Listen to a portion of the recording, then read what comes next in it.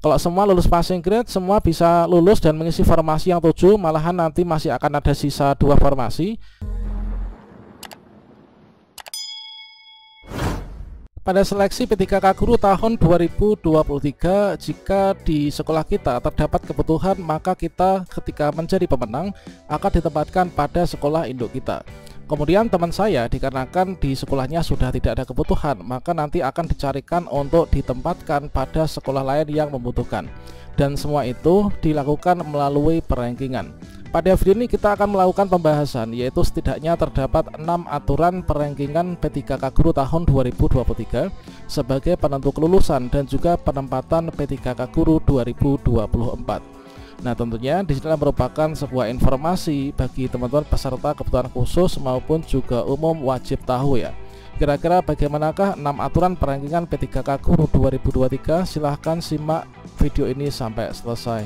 Namun sebelum kita lanjutkan, perlu saya ingatkan bagi teman-teman yang mungkin baru saja menemukan channel ini, silakan klik tombol subscribe-nya dan aktifkan notifikasi loncengnya sehingga nanti jika ada update video terbaru, kalian tidak akan ketinggalan informasi. Baiklah sobat-sobatnya, untuk aturan yang pertama yaitu terkait tentang perankingan. Bahwasanya untuk perankingan itu adalah include dalam urutan penempatan ya, sebagai urutan pemenang. Jadi perankingan itu include dengan urutan penempatan teman. Nah, seperti yang kita ketahui bahwa pada seleksi P3K Guru tahun 2023 di sini terdiri dari 4 kategori pelamar, yaitu pelamar prioritas, THK2, honorer, dan juga teman-teman dari pelamar umum. Nah, selanjutnya di sini nanti ketika semua sudah mengikuti seleksi menggunakan mekanismenya masing-masing, yang mana di sini untuk P1 ini nanti adalah menggunakan mekanisme penempatan ya. Jadi P1 itu menggunakan mekanisme penempatan, artinya di sini tidak dites kembali. P1 itu setelah kita melakukan pendaftaran sampai resume, selanjutnya langsung kita menunggu pengumuman hasil seleksi. Nah, selanjutnya perankingan include urutan penempatan. Nah, selanjutnya berdasarkan dari jumlah formasi per mapel kita yang ada di Pemda, maka di sini akan langsung diurutkan. Yaitu kemudian untuk yang selain dari pelamar prioritas, yaitu dari THK2, honorer, kemudian pelamar umum, mengikuti seleksi menggunakan komputer assist test CAT BKN. Kemudian jika nanti ada seleksi tambahan, kita ikut seleksi tambahan, kemudian nanti sama-sama menunggu pengumuman hasil seleksi. Nah, selanjutnya setelah di sini diolah ya, dilakukan pengolahan hasil seleksi, baik itu penempatan itu yang digunakan itu adalah nilai yang diperoleh dari kelulusan passing grade di tahun 2021. Nah, selanjutnya di sini untuk yang P1 urutan penempatan itu adalah perankingan include urutan penempatan yang P1. P1 itu terdiri dari 4 kategori teman-teman, yaitu ada yang P1 THK2, P1 negeri, P1 PPG, dan juga P1 swasta. Makanya di sini nanti ketika formasi misalkan ada 19, kemudian P1 yang THK2 ini ada 1 misalkan, maka ini didahulukan. Kemudian sisa formasi diberikan kepada guru negeri yang sudah lulus passing grade. Sisanya diberikan kepada lulusan PPG lulus passing grade, sisanya diberikan swasta lulus passing grade. Kalau misalkan masih ada sisa, ini adalah diberikan kepada teman-teman THK2. Tentunya THK2 yang sudah mengikuti seleksi kompetensi dengan CAT BKN ya. Jika THK2 lebih dari 1, maka akan dilakukan perankingan, yaitu didahulukan yang ranking terbaik dulu, kemudian sisanya berikutnya. Kemudian jika masih ada formasi diberikan kepada P3, ini pun juga nanti akan dilakukan perankingan sesama P3. Kemudian berikutnya di sini jika masih ada formasi diberikan kepada pelamar umum, nanti juga akan dilakukan perankingan. Dan di sini untuk syarat dari pelamar umum harus lulus passing grade dulu ya. Kemudian setelah itu nanti diambil peringkat terbaik berdasarkan dari sisa kuota formasi yang ada teman-teman. Jadi secara berurutan nanti adalah kira-kira yang seperti ini. Jadi untuk perankingan include dengan penempatan tentunya akan berbeda kondisi satu mapel dengan mapel yang lain, dan juga yang membedakan kondisinya adalah jumlah dari seluruh pelamar per kategorinya. Misalkan di suatu daerah di sini ada yaitu guru kelas ya, ini adalah membuka 50 formasi, kemudian P1-nya ini ada berapa, kemudian P1 negeri ada berapa, P1 PPG ada berapa, P1 swasta ada berapa. Nah, selanjutnya jika masih ada sisa maka diberikan untuk P2, kemudian jika masih ada sisa diberikan kepada P3, jika masih ada sisa nanti akan diperebutkan oleh teman-teman dari pelamar umum. Jadi untuk rankingan itu adalah include dengan penempatan, nanti pengurutannya diurutkan per kategori, diambil nilai, didahulukan yang mendapatkan nilai yang tertinggi dulu ya. Dan selanjutnya misalkan di sini jumlah formasi ada 12, jumlah peserta di sini ada 21. Yang mana dari jumlah peserta yang 21 ini adalah untuk persebarannya terdiri dari P1 ini ada 2 orang. Maka ini adalah yang didahulukan di ranking, yaitu P1 dan juga P1 yang terdiri dari 2 ini didahulukan yang nilainya lebih tinggi. Nah, di sini untuk prioritas penempatan dilakukan berdasarkan dari urutan pelamar, dimulai dari THK 2, honor negeri, kemudian lulusan PPG dan juga honor swasta. Selanjutnya di sini jika nilainya sama dari sesama P1, maka akan didahulukan yang memiliki nilai teknis paling tinggi dulu. Kemudian masih sama lagi diberikan untuk yang manajerial dan sosiokultural yang paling tinggi dulu. Dan yang terakhir ini adalah perankingan usia, teman-teman.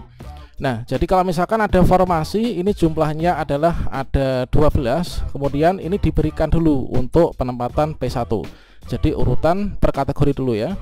Ya, P1 2 dituntaskan, kemudian masih ada sisa kan, masih ada 10, maka P2 ini adalah diberikan. Masih ada sisa 9, berikutnya di sini diberikan untuk P3. P3 tentunya kalau kondisi seperti ini nanti berpotensi bisa lulus semua kan. Kemudian masih ada sisa 1, ini akan diperebutkan oleh teman-teman dari pelamar umum atau P4. Nah, P4 ini akan diambil rankingnya nomor 1 sampai dengan 10, kemudian yang lulus ya peringkat nomor 1 ini ya. Nah, untuk yang pertama yaitu perankingan itu include dengan urutan penempatan, teman-teman. Dan kemudian untuk yang kedua perlu kita ketahui bahwasannya perankingan itu dilakukan per mapel dalam satu instansi ya. Tentunya teman-teman di sini sudah mengetahui instansi yang didaftar itu apa.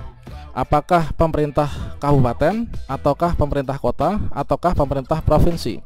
Tentunya di sini yang kita harapkan untuk diberikan formasinya itulah formasi dari instansi kita masing-masing. Dan seluruh formasi P3K Guru tahun 2023 itu berada pada Dinas Pendidikan, teman-teman. Jadi seluruh formasi mapel di sini ini alokasinya jumlahnya berapanya ini adalah lokasi formasi itu berada pada Dinas Pendidikan. Dan nanti dari formasi Dinas Pendidikan itu yang akan didistribusikan ke sekolah-sekolah berdasarkan dari guru-guru yang lulus ya di sana. Dan untuk perankingan itu dilakukan per mapel dalam satu instansi. Misalkan di sini adalah untuk formasi di instansi A misalkan. Itulah kondisinya yang seperti ini. Kemudian di sini untuk per mapelnya. Nah, di sini saya ijazahnya adalah S1 PAI misalkan. Otomatis di sini saya memilih jabatan guru PAI kan. Berarti saya fokusnya ini adalah perankingan itu untuk jabatan guru PAI juga.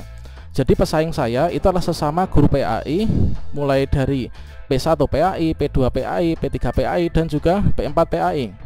Nah, misalkan di sini untuk jumlah formasi dari guru PAI ini ada 16 formasi. Kemudian jumlah peserta ini ada 21 jumlah peserta. Kemudian untuk persebarannya peserta ini P1 ada 2 orang, P2 ada 1 orang, P3 ada 8 orang, kemudian P4 ada 10 orang. Maka perankingan ini dilakukan per mapel, jadi hanya sesama PAI saja. Entah itu ijazahnya apa, yang penting formasi jabatan yang dilamar itu adalah ahli pertama guru pendidikan agama Islam. Maka itulah yang menjadi rumpun persaingan kita. Dari 16 formasi akan diurutkan penempatan ini adalah 2, ini akan diberikan penempatan di sini 2. Kemudian masih ada sisa 14 kan. Nah, 14 ini akan diberikan kepada P2. Nah, P2 tentunya harus mengikuti seleksi kompetensi kan. Kemudian masih ada sisa 13 kemudian akan diberikan penempatan untuk teman-teman yang di sini P3 ya, yang jumlahnya 8, teman-teman. Kemudian di sini sisa penempatan dari P3 ini masih ada 5. Nah, 5 ini nanti akan diperebutkan oleh teman-teman P4. Nah, P4 jumlahnya ada 10 di ranking nomor 1 sampai dengan nomor 10, nomor urut 10 berdasarkan dari nilai CAT BKN ya. Kemudian di sini nanti yang akan bisa lulus dan mengisi formasi tentunya adalah peringkat 1 sampai dengan peringkat nomor 5. Mengapa demikian? Dikarenakan jumlah sisa formasi hanya ada 5. Otomatis nanti nomor 1 sampai peringkat nomor 5 inilah yang akan bisa mengisi formasi. Inilah untuk jenjang jabatan, yaitu guru PAI misalkan. Dan itu nanti akan berbeda dengan jabatan guru kelas ya yang ada di pemerintah Kabupaten A ini. Jadi perankingan itu dilakukan per mapel, per instansi ya. Misalkan di sini untuk jumlah formasi ini adalah guru kelas itu ada 50 ya. 50 formasi guru kelas, jumlah pendaftar totalnya membludak. Ini ada 140. Kebetulan untuk P1 sudah habis, P2 sudah habis, kemudian untuk P3 ini ada 40 teman-teman. Otomatis di sini nanti teman-teman P3 ini adalah seluruhnya sudah mengikuti seleksi kompetensi.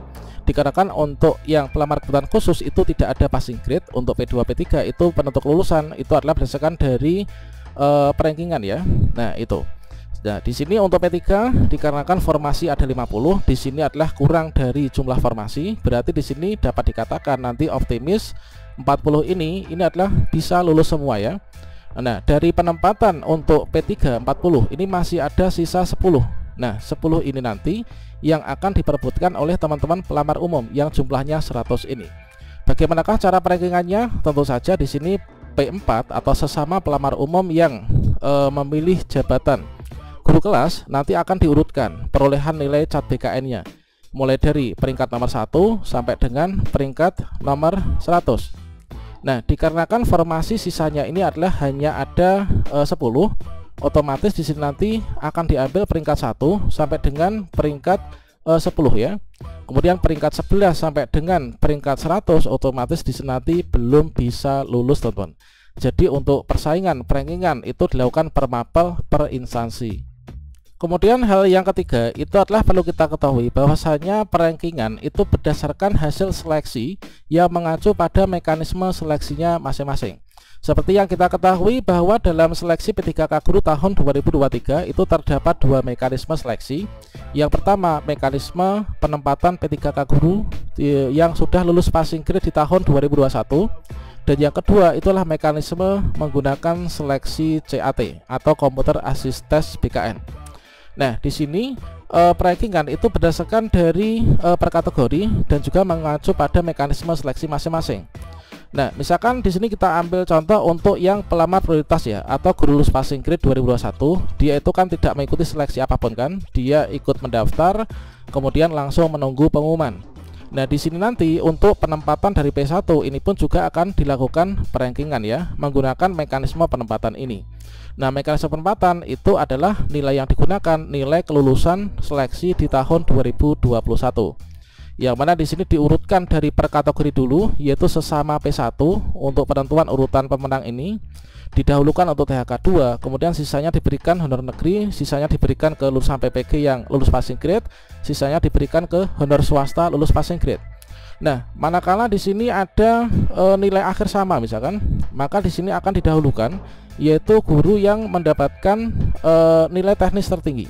Jika masih sama lagi, didahulukan untuk yang dapat nilai manajerial sosiokultural lebih tinggi.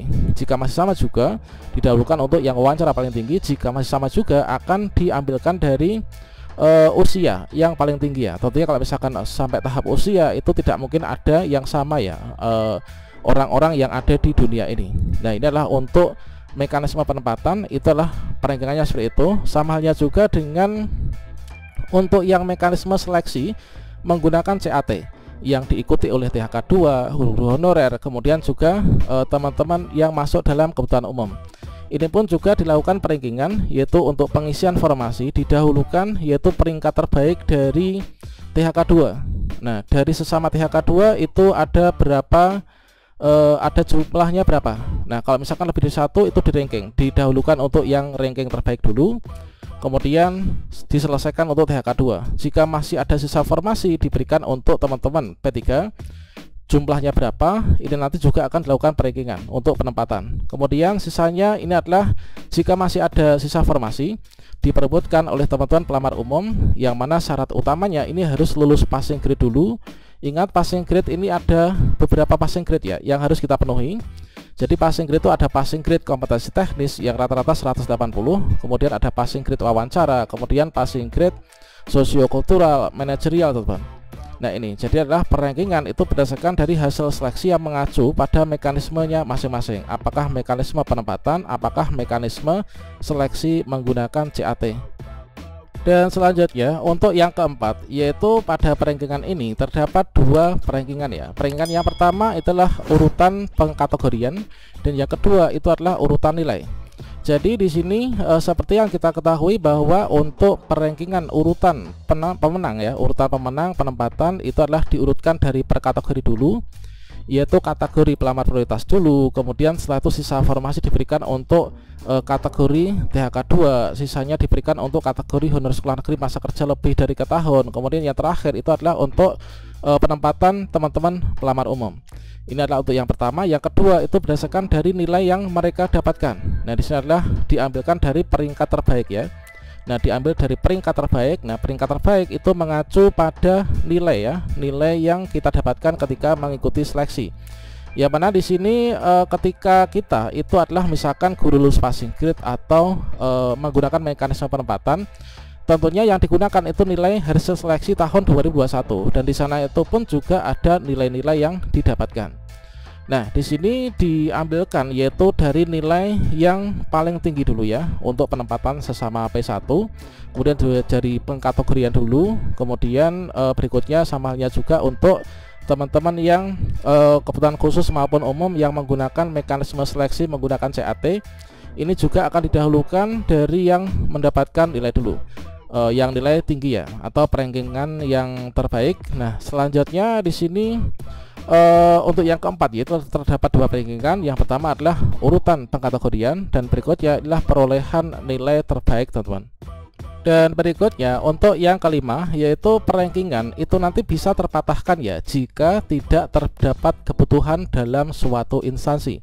Nah artinya di sini nanti ketika kita itu dapat peringkat terbaik yang nilainya tertinggi misalkan, namun tidak ada kebutuhan di sekolah induk maupun juga sekolah non induk dalam satu instansi untuk mapel yang kita daftar, maka kita berpotensi tidak bisa lulus. Nah seperti yang kita lihat di sini, saya rasa untuk mekanisme baik itu mekanisme penempatan maupun juga mekanisme menggunakan seleksi CAT ini terkait tentang penempatan itu juga sama, yaitu di bagian untuk yang mekanisme penempatan itu di poin kedua, yaitu individu ditempatkan di tempat tugas masing-masing sepanjang kebutuhan tersedia.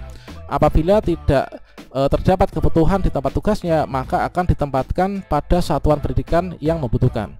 Itu samanya juga dengan mekanisme seleksi menggunakan CAT, yaitu individu ditempatkan di tempat tugas masing-masing jika ada kebutuhan, namun jika nggak ada ditempatkan di sekolah lain yang masih membutuhkan. Nah selanjutnya manakala seperti ini contohnya untuk jalan yang mulus ya. Inilah jalan yang mulus mengacu pada mekanisme 1 dan 2, yaitu jika di sekolah saya ini ada kebutuhan, di sini saya peringkat 2, sekolah saya ada kebutuhan, maka saya ditempatkan di sekolah saya sendiri. Kemudian saya peringkat 1, jika di sekolah saya nggak ada kebutuhan, namun di sekolah lain dalam satu kabupaten untuk mapel saya ini ada kebutuhan, maka saya bisa ditempatkan di sekolah lain ya. Misalkan di sekolah saya itu guru kelasnya sudah full, guru kelas 1 sampai dengan kelas 6 itu adalah sudah PNS, maka saya nggak mungkin kan untuk ditempatkan di sekolah saya. Makanya saya dicarikan yaitu sekolah-sekolah yang masih kekurangan guru kelas ya, entah itu di kecamatan lain, pokoknya masih dalam lingkup wewenang yang sama. Kalau misalkan kita di bawah naungan pemerintah dinas pendidikan kabupaten, ya di kabupaten kita. Kalau di kota Madia ya di kota kita. Kalau di provinsi kita ya berada di provinsi kita ya. Namun beda halnya dengan yang kondisi kedua. Nah, manakala di sini hanya ada sisa formasi 1 misalkan. Nah, ketika di sini saya mendapatkan peringkat 1 ya. Saya peringkat 1 itu kan mendapatkan nilai tertinggi nih. Seharusnya kan saya lulus kan. Nah, di sini urutan prioritas saya peringkat 1 dari THK2 kan. Nah, di sini ternyata saya itu ditempatkan di sekolah saya itu sudah nggak bisa dikarenakan sudah full ya, sudah penuh dan akan menjadikan kelebihan guru ketika saya ditempatkan di sekolah saya. Kemudian saya ditempatkan di sekolah lain juga nggak bisa dikarenakan di sini sudah cukup guru. Kemudian saya ditempatkan di sekolah sini juga nggak bisa karena sudah ada cukup guru dan kelebihan, bahkan guru di sini pun juga nggak bisa ditempatkan. Maka meskipun saya peringkat 1 ini saya nggak jadi lulus ya, saya nggak jadi lulus, nanti saya akan masuk ke keranjang sini. Sebaliknya dikarenakan sudah tidak ada kebutuhan baik di sekolah induk maupun sekolah lainnya dalam satu instansi, maka pemenang ini diurutkan ke peringkat berikutnya. Saya peringkat 1 ini nggak lulus, berikutnya yang lulus ini adalah peringkat 2. Mengapa demikian? Dikarenakan dia itu peringkat 2 memang, namun dia bisa ditempatkan di sekolahnya sendiri. Di sini masih membutuhkan guru. Ini adalah dari pemenang 2 ini dari peringkat 2 ini bisa beralih menjadi pemenang 1 ya. Nah ini teman-teman, ini adalah tentunya salah satu hal yang dapat menguntungkan kita ketika kita itu terdapat kebutuhan ya di sekolah induk kita.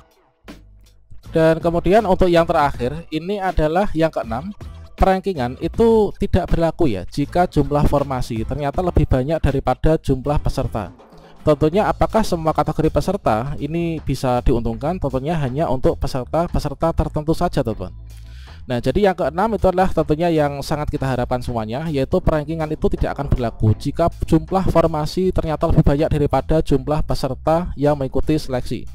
Katakanlah di sini untuk formasi yang dialokasikan untuk dinas pendidikan saya, yaitu untuk instansi saya, kebetulan saya berada di Dapodik di bawah naungan instansi ini di Kabupaten A misalkan. Nah di sini contohnya itu adalah yang lebih dari jumlah pendaftar seperti ini contohnya. Misalkan di sini jabatan untuk guru TIK ya, guru TIK di dinas pendidikan saya. Ini jumlah formasinya ada 12 formasi. Kemudian jumlah pesertanya hanya ada 10. Untuk persebarannya ini adalah P1 udah nggak ada, P2 nggak ada, P3 ini hanya ada 5. Kemudian P4 ini ada 5. Apakah dari P3 dan P4 ini nanti akan optimis bisa lulus semua dalam perankingan?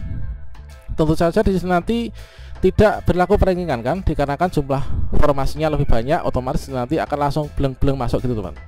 Jadi perankingan nggak berlaku jika jumlah formasi ini lebih banyak daripada jumlah peserta. Nah di sini tentunya akan berbeda kasusnya antara P3 dan juga P4. Nah untuk P3 kalau misalkan kita lihat pada diktum per diktum untuk mekanisme seleksi P3K Guru 2023, P3 itu kan dan juga P2 kebetulan khusus itu tidak ada yang namanya passing grade kan, tidak disebutkan passing grade. Jadi untuk penentuan kelulusan itu hanya di ranking saja kan. Nah dikarenakan formasinya 12 maka di sini ya memang diurutkan, namun semuanya bisa lulus kan. Jadi 5 ini akan bisa mengisi formasi. Kemudian di sini masih ada sisa 7 kan, masih ada sisa 7. Apakah seluruh P4 ini nanti bisa lulus semua karena jumlah formasinya ini 7 sementara pendaftar jumlahnya 5. Nah di sini nanti tentunya kita harus tahu bahwa pelamar umum itu syarat utama untuk bisa lulus itu adalah harus lulus passing grade dulu ya. Kalau misalkan pelamar umumnya tidak lulus passing grade, misalkan dari 5 ini ada 2 yang nggak lulus passing grade, maka 2 itu nggak akan bisa untuk mengisi formasi ini. Kalau semua lulus passing grade, semua bisa lulus dan mengisi formasi yang 7, malahan nanti masih akan ada sisa 2 formasi yang nanti akan diinkludkan untuk formasi di tahun 2024. Nah ini, dan kita harus tahu bahwa untuk pelamar umum yang namanya passing grade itu dari masing-masing subtes, subkompetensi itu ada passing grade-nya sendiri. Kompetensi teknis itu ada passing grade-nya, misalkan berapa? 180 kan. Kompetensi manajerial ada passing grade-nya, sosiokultural ada passing grade-nya, wawancara ada passing grade-nya. Jadi dari seluruh subtes ini harus lulus passing grade. Kalau ada satu saja yang nggak lulus passing grade, misalkan di sini kita punya sardik, misalkan teknisnya menjadi 450, namun di wawancara nilai kita hanya 20, ya kita nggak jadi lulus kan, karena nggak lulus passing grade. Nah itu teman, jadi ini tertentu ya. Kemudian contoh lagi nih, satu lagi, yaitu misalkan untuk jabatan guru PK ya. Nah jabatan guru PK di sini ada 22 nih, 22 jabatan guru PK formasinya. Jumlah peserta ada 14 dan persebarannya P1 habis, P2 habis, P3 ada 10, P4 ada 4. Nah di sini nanti optimis karena jumlah formasinya banyak kan, langsung 10 ini nanti akan dicarikan penempatan. Kalau di sekolah sendiri ada formasi ditempatkan di sekolah sendiri, kalau enggak ada ditempatkan di sekolah lain, namun masih dalam satu instansi yang sama. Kemudian untuk P4 ini juga sama, yaitu syarat utama harus lulus passing grade dulu. Kalau nggak lulus passing grade ya nanti nggak bisa mengisi formasi yang melimpah ini kan. Kalau lulus passing grade nanti bisa mengisi formasi. Nah ini adalah teman-teman untuk gambarannya ada 6 aturan untuk perankingan P3K Guru 2023. Nah untuk yang nggak lulus passing grade, jika jumlah formasi masih banyak nanti gimana? Ya kita belum bisa untuk lulus. Namun terkadang itu untuk seleksi P3K CASN itu ada kebijakan yang diambil ketika suatu kejadian itu sedang berlangsung ya. Contohnya kemarin itu ada optimalisasi formasi. Nah, kemudian ada optimalisasi formasi itu apa? Yaitu guru-guru yang di bawah lulus passing grade itu juga dikarenakan formasinya masih banyak, dioptimalisasi untuk bisa mengisi formasi kosong misalkan. Atau mungkin juga ada kebijakan penurunan passing grade. Nah, itu tentunya salah satu hal yang mungkin diharapkan untuk teman-teman yang tidak lulus passing grade ya dari pelamar umum. Itu adalah untuk 6 gambaran terkait tentang aturan, perankingan, dan penempatan P3K Guru 2023. Demikian, semoga bermanfaat. Wassalamualaikum warahmatullahi wabarakatuh.